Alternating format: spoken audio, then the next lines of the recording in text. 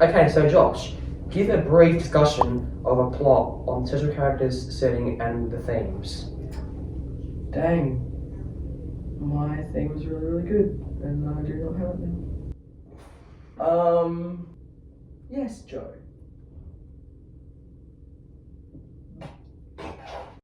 So the central plot of the film Stand By Me is surrounding four boys, Vern, Chris, Gordy, and Teddy, who have heard word that there might be a dead body in the woods just outside of their town. So they decide to go on this adventure outside of their hometown, Oregon, and go off on an adventure to go find this dead body. Hopefully it can make them famous. What do you think, Joe? Would you like to outline your most effective scene in the film? Yes. So my most effective scene that I thought was like stood out in the movie was when they were in the treehouse at the start of the movie with all four of them in the treehouse, and they were like smoking and gambling, and that just gave me like an idea what it would be like in that time, 1959, like in the summer. So like they would act well above their age, and gave me an idea of what it would be like. So that was a good thing the directors made to do in their cast. Yeah, I think it gives a good representation in that film as to how they sort of, like, it gives them a good idea of how they kind of want to be grown up and more responsible, I guess. And that says a lot about their characters and the dynamic of their group, I guess. That makes a lot of sense. Personally, my favourite scene and the most effective scene, in my opinion, is the moment they find the dead body, moving into when they realise that they need to do now.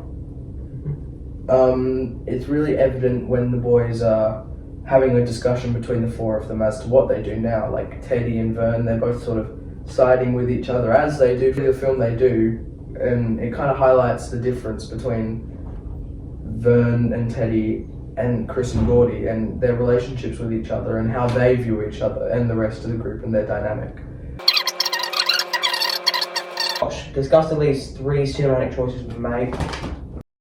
So Josh, discuss at least 3 cinematic choices throughout the film, focusing on how and why technique is utilised. So I'd like to discuss the camera angles throughout this film because I think the cinematography level in this film is very, very good. And you didn't actually take a bite out of that, did you? I think cinematography in this film is actually very good, especially when the characters are having interactions with Ace and Eyeball. Considering the fact that whenever Ace and Eyeball are having a conversation with Gordy and Chris, especially in the beginning when they take Gordy's hat, we're sort of looking down on Gordy from the perspective of the camera, and it really highlights the fact that Ace is bigger in that scenario, and you know they have more of like a drastic effect on the original character development of Gordy and Chris. But when you compare that to the ending, my favourite part, it really highlights the fact that we're looking down on Ace and Eyeball now, and that they're not dominant in the situation. Symbolism. The friendship determined, like, oh no, not symbolism. The lighting. So throughout the film, there was parts and scenes, parts of the movie where they would add like filters to it. So I'll give you an example. So when Gordy was having a dream in the forest when they were sleeping, he woke up from a bad dream because it's a scene of his older brother at the funeral, and his dad said something like mean to him. Shouldn't you, Gordy? So that just shows us that Gordy's dad does not like him. Sound and music for this film were very good. It had really high quality. It was a really high quality film for the time. You've reached your limit on talking. Shut In that scene where at the funeral, there's like this cold filter on it, like almost like a really pale white filter to it, and like symbolises that like it's a sad scene, but it could have just been it was a dream, so they could have like made it for that or the sad bit. So yeah, kind of a theory about that. Anything you want to add, Josh?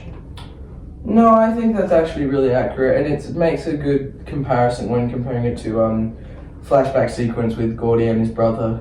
Considering the lighting in that scene is really warm, and it's kind of, it gives like a dense, like sort of emotional, warm emotional attachment that the audience is created to have between Gordy and his brother.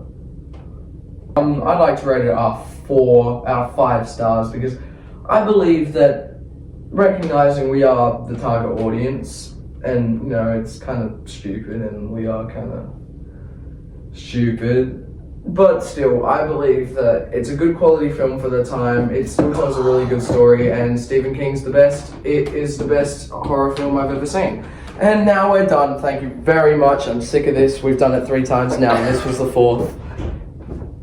See you later.